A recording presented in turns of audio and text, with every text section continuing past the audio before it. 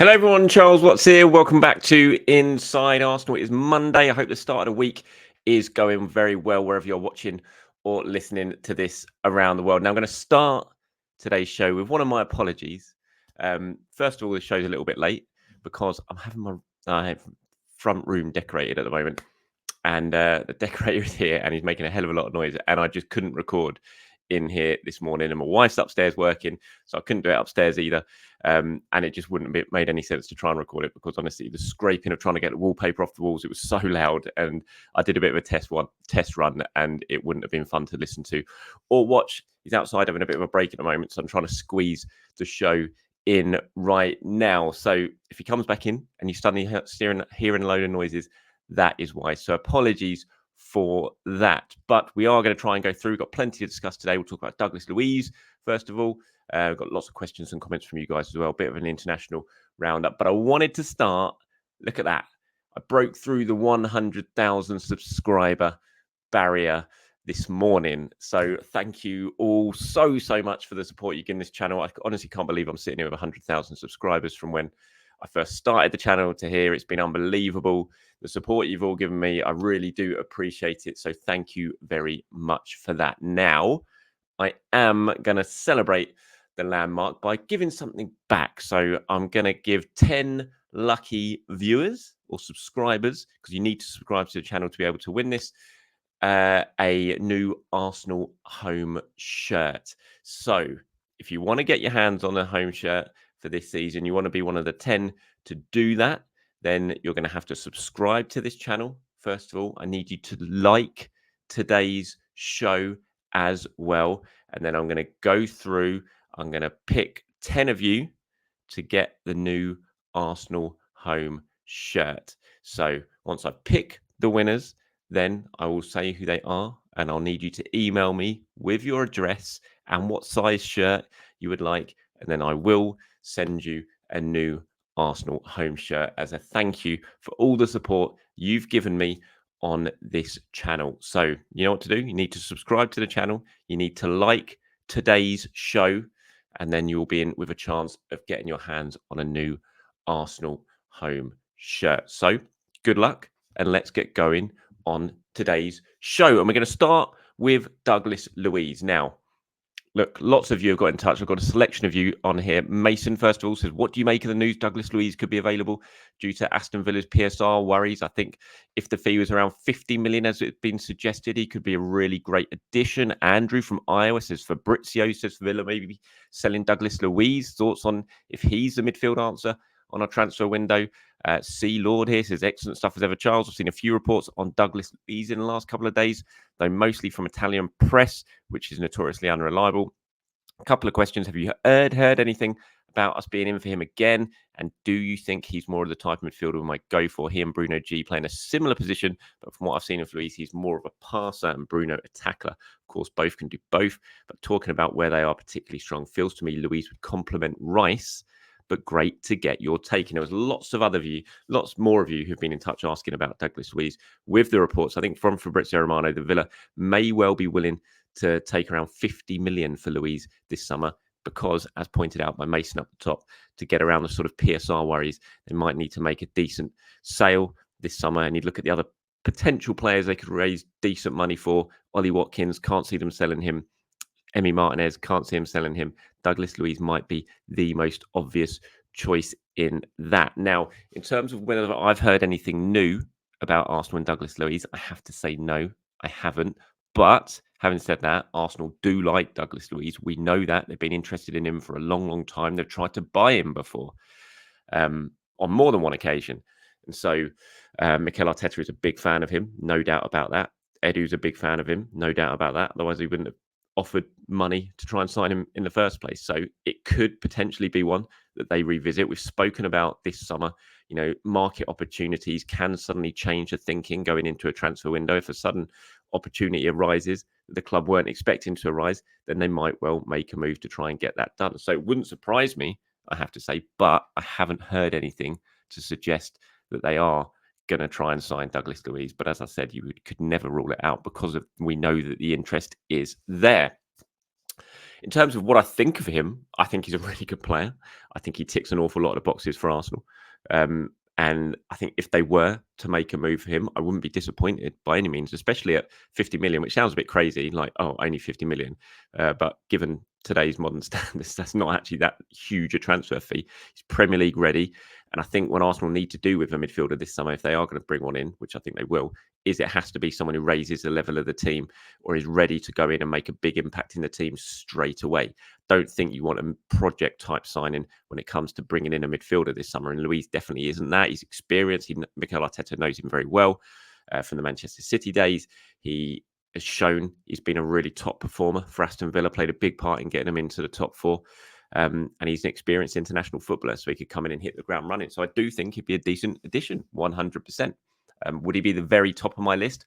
Probably not. I think I would prefer Bruno over Douglas Luiz, but I think Douglas Luiz is a very good player who would come in and be a big asset to Arsenal. So I wouldn't be against it by any means, but I haven't heard anything yet to suggest Arsenal are going to go back in and make another bid for Douglas Luiz. But time will tell on that. Love to get your views on it. Would he be a player you would like at Arsenal? Do you think he can make an impact? Let me know in the comments below.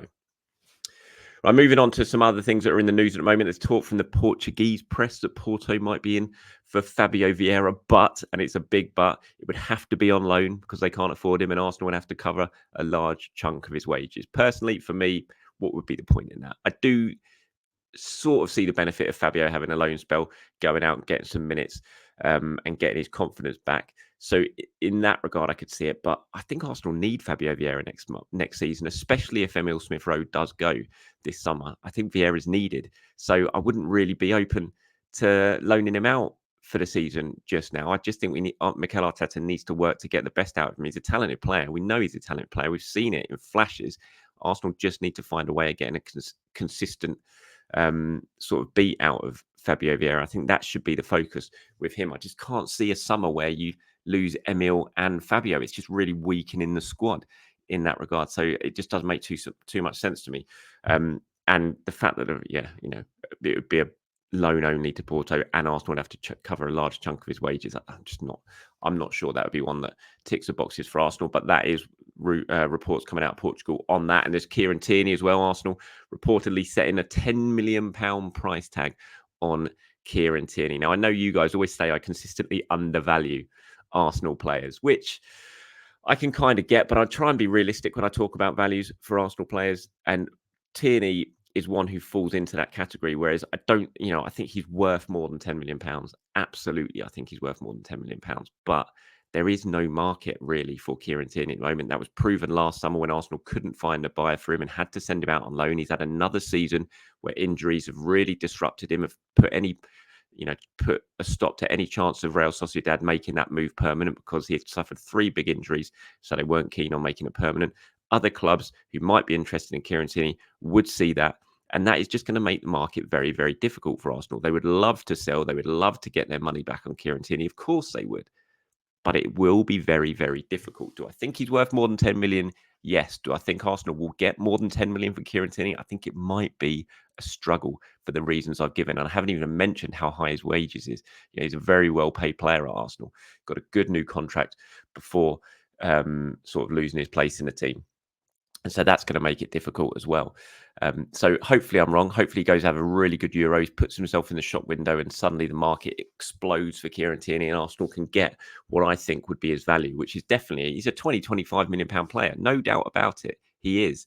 But I just think for all the reasons I've listed that Arsenal might well struggle to get that. 10 million does seem a little bit short. I saw out of Ramsdale as well being tipped as a £50 million price tag, which again, I think might be a little bit too much in terms of what Arsenal can expect to get for him this summer. But in terms of actual market value, that is probably what his value should be. Okay, international-wise, good night for William Saliba. Yesterday played for France in their draw against Canada. Disappointing result, really, 0-0. It's why I wasn't too bothered about how England played against Iceland and the score against Iceland from an England point of view. It's just, I think these last games before tournaments can always be a bit weird. No one really wants to get injured. It's just about sort of ticking over, getting minutes under your belt and making sure you're fit to go to the Euros. So I wasn't overly worried by England losing to Iceland. And if I was a France fan, I wouldn't be overly worried by them struggling to break down a Canada team yesterday in a 0-0 draw. But Saliba played very, very well. I've seen a lot of people gave him man of the match. 100% in aerial duels, 95% pass completion, 98 touches, 8 duels, 3 turnovers, 2 tackles, 1 interception. Really strong performance from Saliba. Will it be enough for him to start in France's opening game in the group stages? Probably not, because we know Deschamps prefers Upamecano and Konate, but Saliba's doing all he can do to force his way into that team. I still think it's remarkable that he's not a first choice for France. Elsewhere, Jorginho played, I think he got, let me have a look, he got 65 minutes in there, 1-0 win against Bosnia. So good way for Italy to go into the tournament, good way for Saliba to go into the tournament as well. And now just 5 days away from England getting back to action. Can't wait for that. Right, moving on to some of your questions and comments before we wrap this up today. TD Guitar, yeah, you're right to point this out. I mentioned in yesterday's show that Odegaard sort of glossed over the fact he got an assist for Norway. I've since seen that assist. Absolutely brilliant. As you point out here, it was wizardry. Fantastic pass for Erling Haaland to score.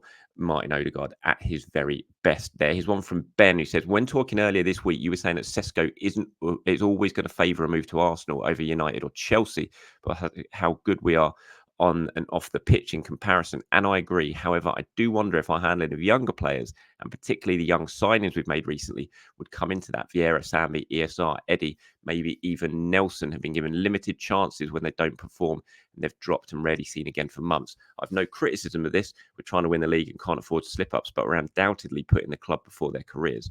While at Chelsea and Man United, they don't have the same demands, and young players are given more chances, partly because the senior players there aren't performing. Don't you think this will affect our ability to attract younger signings going forward? I don't think so, Ben. I think when you look at it as well, Vieira had lots of chances. Sambi, before he went, had lots of chances. They can't complain about their lack of opportunities after being signed. They just didn't take advantage of those opportunities. You know, Sambi had plenty. Vieira had plenty. Elsewhere, maybe, yeah, you could say ESR. But I mean, Eddie, how many chances has Eddie Nketiah had? I mean, Arteta has done all he can to make Eddie be a success at Arsenal, giving him loads of opportunities, far too many opportunities in many people's eyes. So no, I don't really think so. I don't think it will have any effect on our ability. And also, when I talked about Sesko and saying that he's always going to favour a move over Arsenal and over United and Chelsea, maybe, I meant from a footballing project. Arsenal have just got so much more than those clubs right now. Obviously, money talks at the end of the day. If those clubs are going to offer a load more money than Arsenal, then he might end up going there. We'll have to wait and see. A decision will happen very, very soon on Sesko anyway. We know that. He might well stay at Leipzig, but time will tell on that. You can probably hear that the decorator's back now. And if you are hearing some noises, then apologies for it, but there's nothing I can do on it. Lots of reaction to Santi Cazorla and what we were talking about yesterday, with Cazorla potentially coming back to Arsenal, maybe for a game. I said it'd be nice to see him at the Emirates Cup or something like that, have a Villarreal match and play for both teams. But lots of reaction to that. We had one from Didier at the top, says the joy Santi had playing for Arsenal was so contagious. I felt emotional listening to this, and it'd be an amazing occasion to see him again in Arsenal shirt. Absolutely, I would love to see it. Nick says I would love to see him have his last game for Arsenal at the Emirates against anyone. If he wants to be in the coaching staff, all the better. P.S. I agree that Martin Odegaard is the best midfielder since Paul Scholes. DR8563 says, cracking stuff, Charles. I loved your Santi plan too. What a player. His free kick in the cup final to get us on the road. Pure magic.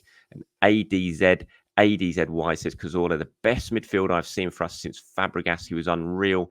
Nice person as well. I hope he comes back here one day. I'm sure he will come back here one day. Just a thing on my plan for maybe an Emirates Cup sort of send-off and him playing one half for one team, one half for the others. Lots of you got in touch and said that's actually not possible because of the rules. Not Henri was going to do that when we had the New York Red Bulls over here and it wasn't allowed. So if that is the case, then obviously it was just an idea off the top of my head, and it doesn't look like it will be possible at all. Right, that's it from me. Bit of a shorter one today. As I said, had a few issues sort of getting this out early, so just wanted to get something out for you. And remember, subscribe, like today's show, and you'll be in with a chance of winning an Arsenal home shirt. So good luck with that. Until tomorrow, do it all over again. Then anything you want me to discuss in tomorrow's show, you know what to do. Get into the comments as well and let me know. I'll pull some of them together and get them included. Until then, have a fantastic start to your week, everyone.